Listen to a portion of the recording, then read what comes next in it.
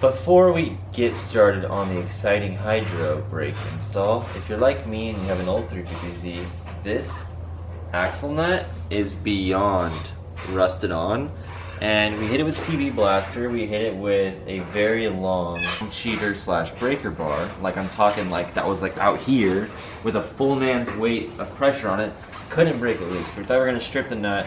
So now I looked it up, I found a video on this guy, and he took some MAP Pro Premium Torch fuel for 10 minutes on the axle nut and then put candle wax melted on, and that heat sucks the wax up into the threads of the nut apparently. So we're gonna heat this up for 10 minutes and see if we can get it broken loose.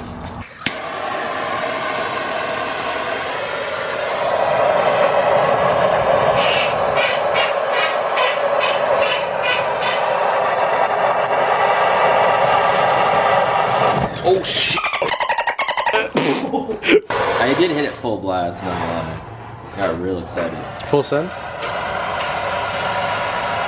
Alright, that's plenty hot to start. Now let's take our candle.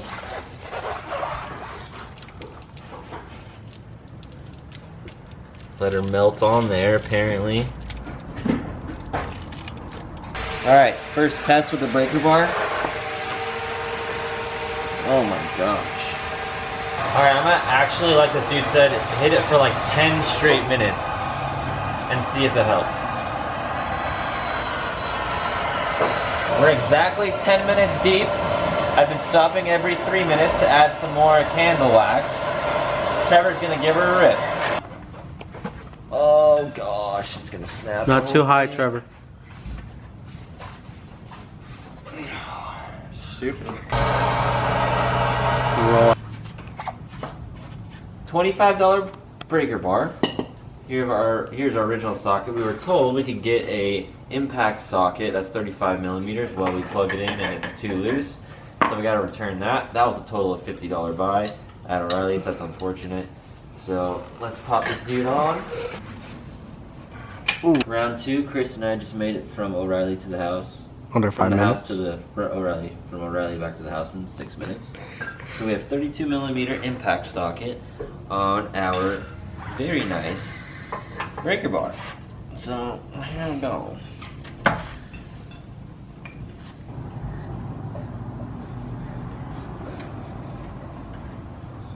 You know what you should do? Huh. Stomp on the brake. Got it? You good? Oh, oh. You ready? Oh, got it.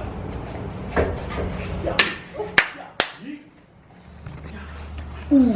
Ooh. Oh. I don't know if the wax did anything. Just got the other wheel off, and check out this.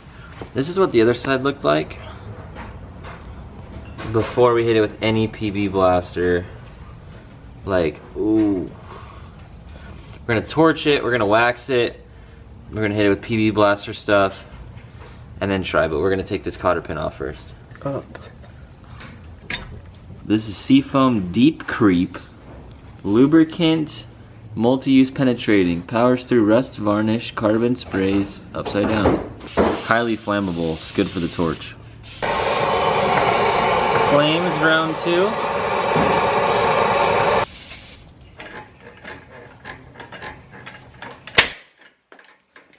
Wait for it. Did we break it loose? Yes, we did. We did it. Step 2 of this process, we have our axle nut off. We go up underneath here to our axle. This one's completely blown out, so I bought a new one already. Like you can see, that seal's broken, so I have a new one to replace it. But these are 14 millimeters. We're gonna take all 6 of these off.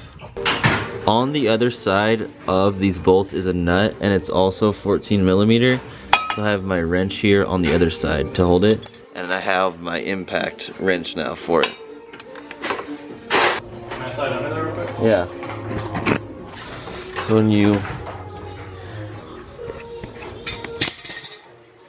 slide it forward, Let me see. you can see. There you go. But I don't know. Pull out. And you usually have to hammer that in.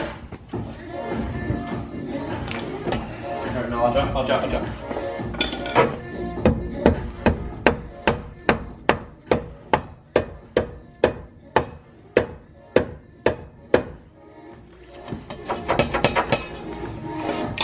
Oh wait. Oh, hold on. Oh my god. Axle grease is worse. More? Yeah. Oh, there you go. Pull out the camera. She's out. Hold on, let me just get a little. On the back side of the hub, there's 4 17mm bolts. One just came out with the impact, so I'm gonna pull all these out. I don't know why I didn't do this in the beginning, but I forgot to take off the brake caliper and then the rotors so we can get to the hub. So now I'm taking off the brake calipers. The 19mm 2 bolts. Brake calipers out of the way. I took this off not too long ago, so it shouldn't be terrible. We already got everything kind of coming apart now. Let's see here. I hear more things coming out than normal. This is why I should have taken the rotor off first before the hub, so this is an issue. There we go. Hit the lug nuts. There we go. So now, should have pulled the rotor off first, and then this would have came out, and this has the 4 bolts behind it, and this is our hub with our bearing. So if you ever wonder what that looks like, this is what an old one looks like. Okay. Now we can take out our janky e-brake that is not usable anymore. So e-brake, there's 2 little screws that are spring-loaded. Be careful, flathead. Push really hard. There we go. Next up is the brake dust shield, which there's 2 17s. Chris is gonna use.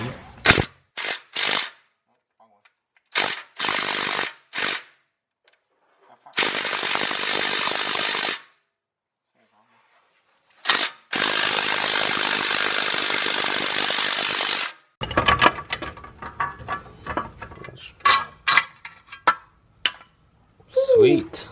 Let's talk components for a sec. I have my Level Ride Concepts Hydro mount, which, shout out to Thomas. Thank you so much for sending this out and supporting the channel. I really appreciate it. I'm leaving all the links in the description to every piece you need to do this install at your own house. So what this guy does is it mounts on your shifter, 4 bolts around it, plop it in there. We have this guy, we can drill holes into it and mount our hydro brake right here. So when you're on the shifter, hit the shifter, boom, right there. So that's dope. Now, next up, shout out to Tyler at Pro Series Fabrication. We have our dual caliper brackets. You see these are beautifully machined pieces of metal. And all the hardware that we need. This can be kind of tricky. We went to the Hose Advantage store in Phoenix to find this, but I'm going to leave a link to a GK Tech kit for a brake line for your setup. So basically this is 75 inches of stainless steel coated or plastic coated brake line, and then this goes into a 90 to go into our handbrake. So this is going to go down the middle of the car to a T, which this is what this guy is right here, and then 35 inches out each. We're hoping this is going to fit right to what do they call these? I don't remember what the wishbone or something these guys are called to go to the calipers. As you can see right here, I got these OEM ones from O'Reilly's. So these guys go right here, and there's a little hole on the side of it right here where the green mark is. That green mark is where the hole is right there. And then there's a hole inside this circle, and it basically lines up with it, so that's how the brake line goes through. I got these at O'Reilly's, so just hit them up for 2 OEM rear brake calipers and brake pads. And saving the best part for last, the Voodoo13 handbrake. This thing is legit. It comes with a Willowwood reservoir, and this is the handle right here. We're gonna put it together real quick to show you guys what it looks like, but I'm really hyped for this because this is gonna look gangster in the car, and it's gonna be super functional.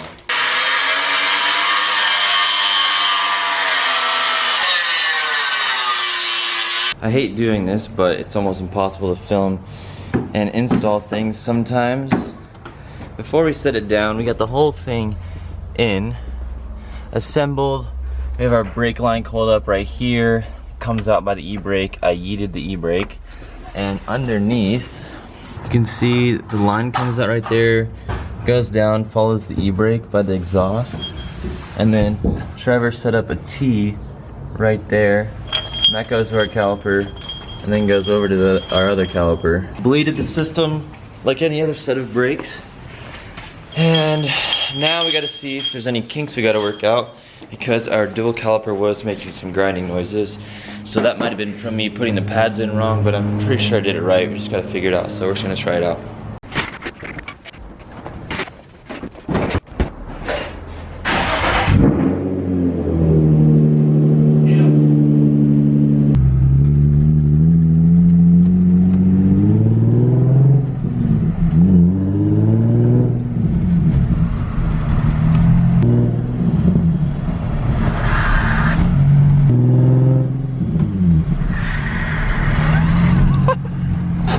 Did it pull it hard? Yeah.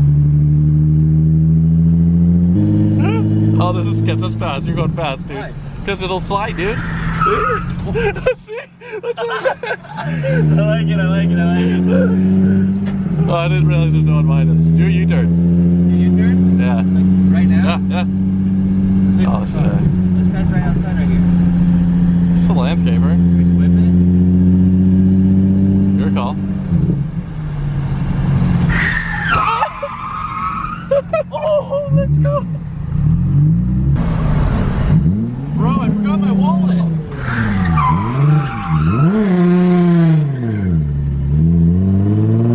It's later in the night. Ran into a couple issues. So, where to start? I started up.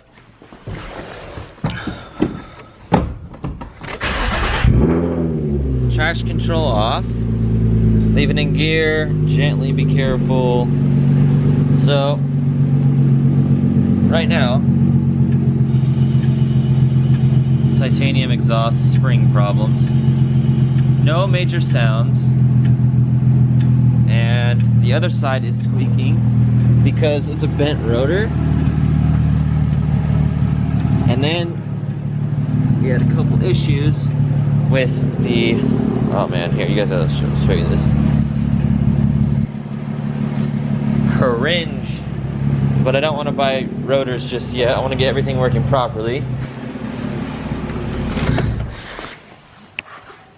So let's go underneath and show you something I'm not exactly proud of, but it'll do for now. So you will see under here, you can see the stainless steel braided line following the e-brake.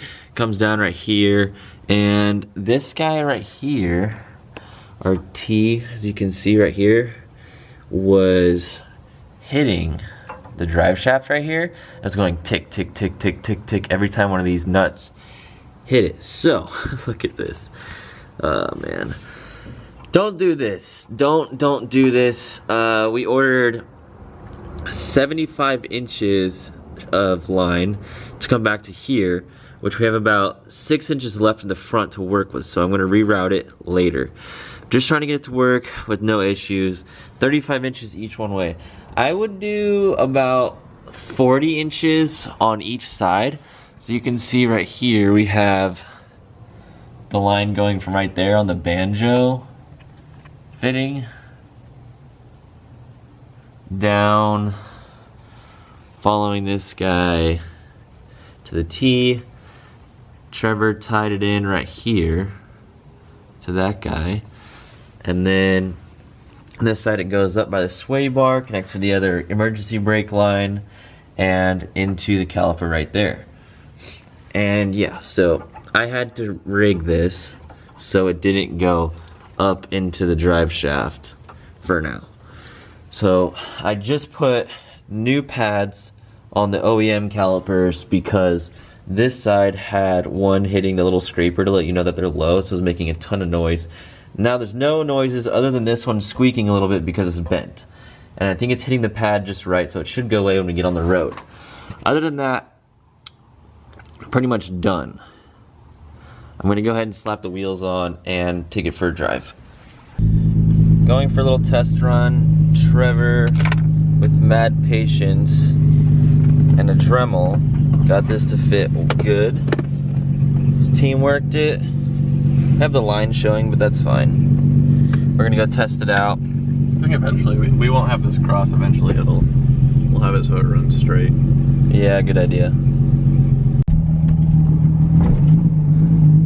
You'll hear basically I think we bent the rotors more than we thought trying to get them off, so you can hear it right now. Just drive down here first. Sorry. So that's what you hear. I think it's the new rotors, but we're gonna test this out real quick.